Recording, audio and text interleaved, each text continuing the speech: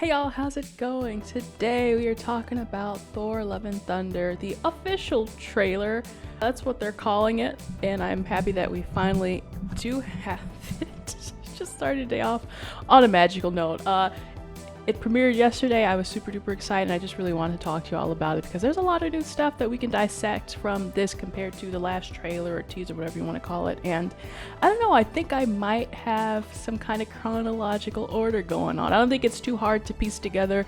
You don't have to be Sherlock Holmes to do it, but I thought we'd go through it together and look at some of the scenes that I think kind of illustrate the flow of the story and what's going on in Taika Waititi's brain. I just like how it starts off with Korg telling these little alien people a story. So it looks like we've got the same alien tribe here that Korg was just talking to, and we've got Groot. So it's kind of the beginning of the story. Korg is setting things up, and it really looks like the Guardians are only going to be there for the first like smidgen of the movie. Some people have said the first act. It might not even be that long. I think, it's just kind of oh hey, there's what's his name. But yeah, I think the Guardians are not going to be a huge part of the movie, which is okay because they've got their own movie coming out and they've got a holiday special coming out. So I'm fine with them not taking up the whole of the movie. I think it's just a nice little transition. And then, he goes from dad bod to god bod, and then boom, something sets off the story where he's like, okay, I gotta go be on my own. Now, what's interesting to me here is we've got this fight going on. It looks like it's in New Asgard. It looks kind of Scandinavian-like. He's fighting, and all of a sudden we get this part where he sees Mjolnir, and it's like, it's just like barely coming to him, like, he almost got it. And then it flies back, and he's like, oh, no, you almost had it. And then all of a sudden, Natalie Portman, Jane Foster, grabs it. Now, here's what is a little particular to me, and I don't know if you guys caught this, but okay, in this scene right here, he's wearing kind of like I don't know, the fur is reminding me of Thor Dark World, but it's kind of a more dark, muted costume. And then Jane Foster grabs it. It looks like it's the same battle going on, but he's wearing a completely different outfit. It's the vibrant one. He's got a helmet now. His cape, doesn't have the fur on it. So I'm not quite sure what's going on here or what the continuity is like. I don't think it's an error as far as editing, because Marvel likes to mislead people in their editing when it comes to like, okay, expectation versus reality. So I would be interested to find out, A, if these are the same two battles, which I'm assuming they have to be, and then B, how does he change costumes so quick? Like, what's going to be that magical force that gives him a vibrant new Taika Waititi looking costume?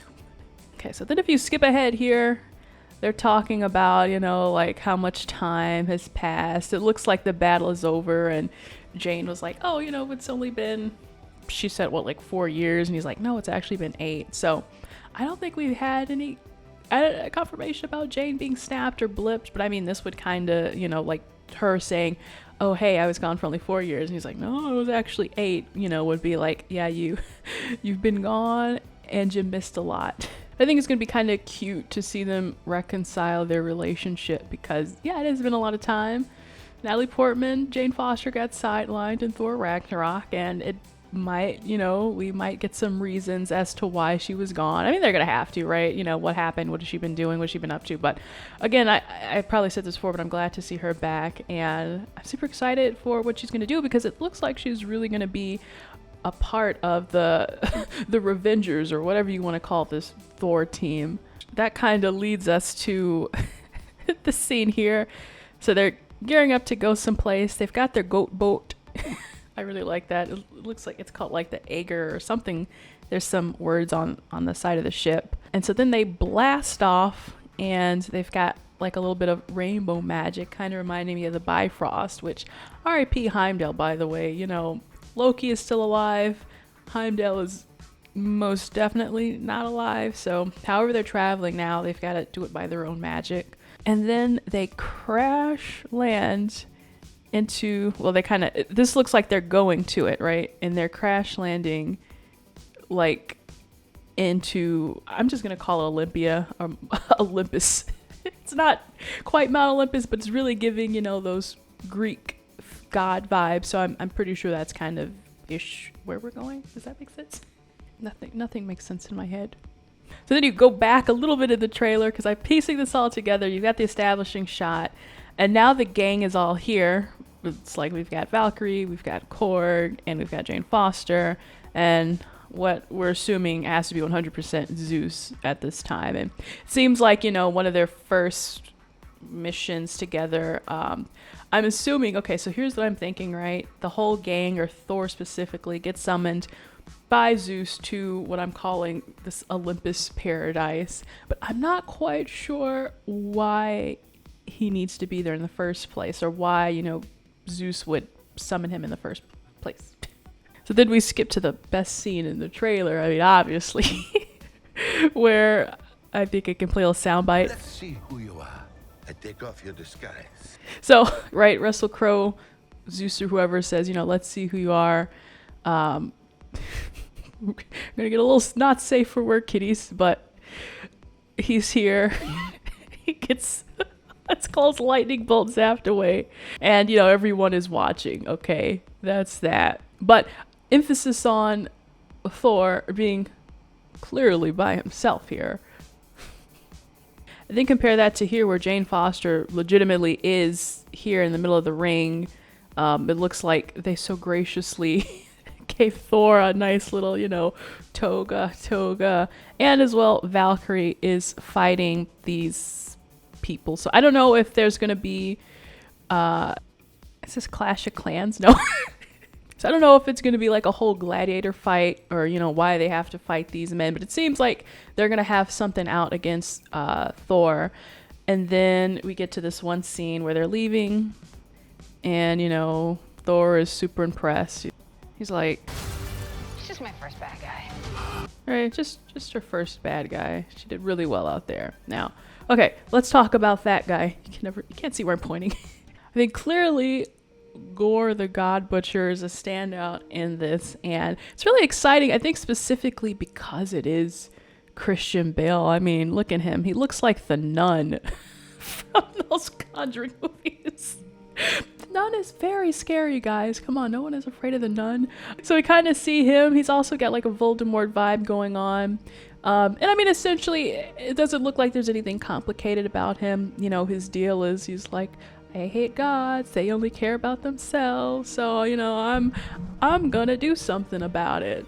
But it looks like when he gets to meeting Thor, he's kind of like, oh, well, you're not like the other gods, and maybe 10 years ago, yeah, Gore would have seen Thor and been like, this guy effing sucks. But, we've had this Thor that's gone through this whole transformational arc from his first movie all the way through the second one and the third one and Infinity War and Endgame. So he's gone through a lot. He's learned. He's become a better person. I mean, that seems like it's supposed to be the whole theme of this movie, right? It's like Thor has grown and, he's found love and he's found peace, or he's trying to find peace. I don't know what I'm saying, but so I'm curious to see how does that factor in when Gore comes to him. Is he still gonna stick by his creed and say, okay, well, he's still a god, so I'm gonna have to kill him anyway, or I think they're gonna have to kill Gore. I don't think there's any other way not to. But this scene specifically, I want to point out where it's him and Jane and they're locking pinkies. It's like, oh no. Even just the caption here, worth fighting for. I'm like, oh god, this is gonna be emotional. I can feel this is gonna be an emotional scene. It feels like one of those scenes where I don't know if Jane or Thor are gonna have to sacrifice themselves for the greater good of whatever's going on, or maybe they find a way to defeat him together. But I'm a little like, oh my god, what's gonna happen here? And additionally, I just like this whatever necro sort of world or whatever it's called here. Whenever you're around Gore, it's just all black and white. It's Zack Snyder, and then you've got a scene like this where it's so vibrant. So it's a very interesting contrast, which I like how they're playing with the colors. It's like, ooh, very creative. Okay, and then lastly here, some wonderful people had pointed out on the old internet is that looks like you've got a statue here of the Living Tribunal, and as well potentially back here the Watcher. Now these are basically multiversal beings, right? Higher authorities in the multiverse. So I'm interested to see why Jane would be in a place like this. This, you know, Thor didn't really seem like a place where the multiverse would come into play. And it might be that it's not a huge factor anyway. It might be something that, I don't know, maybe Gore lives there. I don't know. But it's kind of interesting to see that. And then we get another shot as well, right around here where she's in this hall. And maybe, I don't know, you see she's kind of summoning her mighty Thor powers. So clear shot of living tribunal, that's a big one. This one, I guess people are saying it's death. The Watcher here, and some are also saying Eon and Infinity are kind of what's going on this left hand side. So that's pretty interesting. And again, who's to say how big this setting will have in the film, but it is kind of interesting that someone had mentioned, okay, we've got a living tribunal reference apparently in Doctor Strange, apparently in Loki, apparently in Doctor Strange 2, and now this. So it's like, where are we going? Okay, and one last little comment here, if we can go back to the best scene. You would have to zoom in, but someone said that Thor has Loki's horns tattooed onto his back. I think that's very nice. It looks like it to me.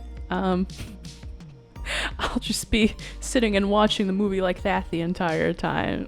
But yeah, overall, this looks really, really fun. It really does look like a sequel to Thor Ragnarok. You know, it's like you've got the first two movies are in a boat of their own, and then these second two movies are in a boat of their own. And I saw a headline that said for this movie, doesn't necessarily seem like Taika Waititi thinks this is like the goodbye for Thor or like the handing off. We'll see what that means. It almost feels like it, but I mean, Chris Hemsworth has been in the MCU for well over 10 years now, so if he wants a break, he deserves a break. But of course, we love seeing him, and he's been doing such a fantastic job. But yeah, it looks good. Leave me a comment about what you guys think. I mean, do you really want 1,000 years of Chris Hemsworth? I wouldn't be opposed to that. Like, honestly. And just a reminder, Obi-Wan Kenobi series is coming out this Friday. That is so exciting. So we are going to be reviewing that this weekend. Please do check out my State of Star Wars 2022 video right here if you want to kind of catch up on what's going on with Star Wars. I'll be reviewing Obi-Wan Kenobi this weekend, and as well for Marvel fans, we will be reviewing Ms. Marvel next month as well. So subscribe for more, y'all, and I will see you next time. Bye.